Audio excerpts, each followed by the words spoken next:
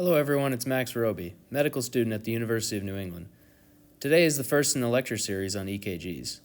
To start our discussion, I'd like to take us back to physics in college, unfortunately, as I know we all have fond memories of that. The first point is to talk about when you have a vector going towards a negative electrode, the resultant waveform will be negative. The opposite can be said when the vector is going towards a positive electrode.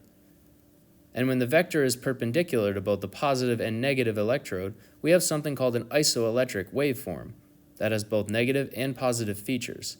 This will be important later in our discussion. Now that we have that physics out of the way, let's begin our journey back in the early 1900s with a medical doctor and physicist named Wilhelm Einthoven. He was fascinated with the idea of studying electrical current and nervous tissue, and at the time we knew that the heart could create its own electrical impulses to beat and to move blood.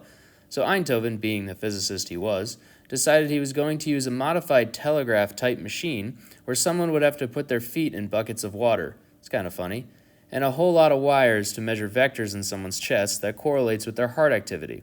He started by putting a negative electrode on the right arm and a positive on the left. And since this was the first one he made, well, he called it lead 1. Being the smart guy he was, he knew that the heart sat in the chest in a specific way that allowed him to create a new vector, and he called this one lead 2. And since he was just so close to creating a triangle, he said, well, I might as well do it, thus lead 3, although I don't think he actually thought that.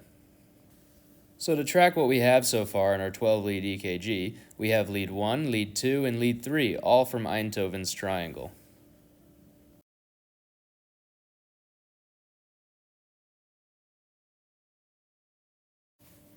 Einthoven and others were leaders in the development of the EKG, but they were pretty limited on the things that they could see and assess in their patients. Some time had passed, and Einthoven dies. Great guy, I think. I don't really know. And we have computers now, and computers are pretty awesome, and they can create new vectors that Einthoven couldn't. These vectors are called augmented vectors, or AV. These augmented vectors are created at 90-degree angles to the leads that Einthoven had created. The first augmented vector was at a 90-degree angle to lead 2, and it was going towards the left, hence the name AVL. The second was 90 degrees from lead 3, hence the name AVR, going towards the right. The final augmented vector was 90 degrees to lead 1, going down towards the floor or the feet, and this is called AVF.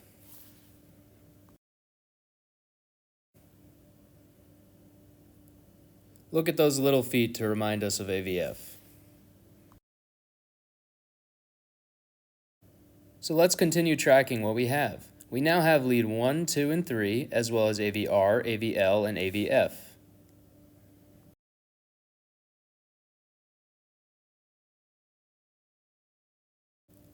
Now you might be thinking, Max, what the heck? I thought you said there were 12 leads in this EKG.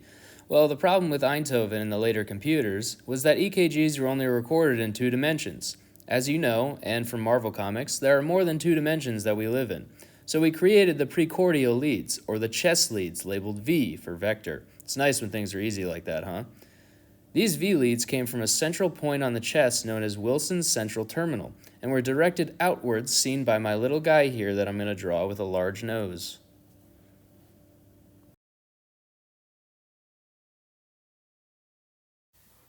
And just because it is very important in understanding the 12-lead EKG, I want to reiterate that Einthoven's triangle was in 2 dimensions, so the addition of these chest leads allowed for 3-dimensional analysis of the heart, and we will see that this is important later, how we move anteriorly starting with V1 and V2 towards V6 laterally.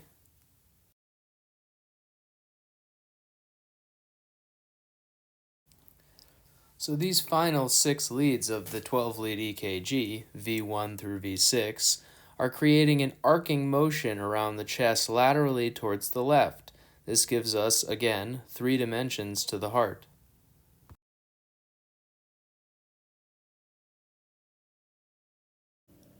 To finish our 12-lead EKG, we see now that we have lead 1, 2, and 3, AVR, AVL, and AVF, and now we have V1, V2, V3, V4, V5, and V6, and this completes our 12-lead EKG.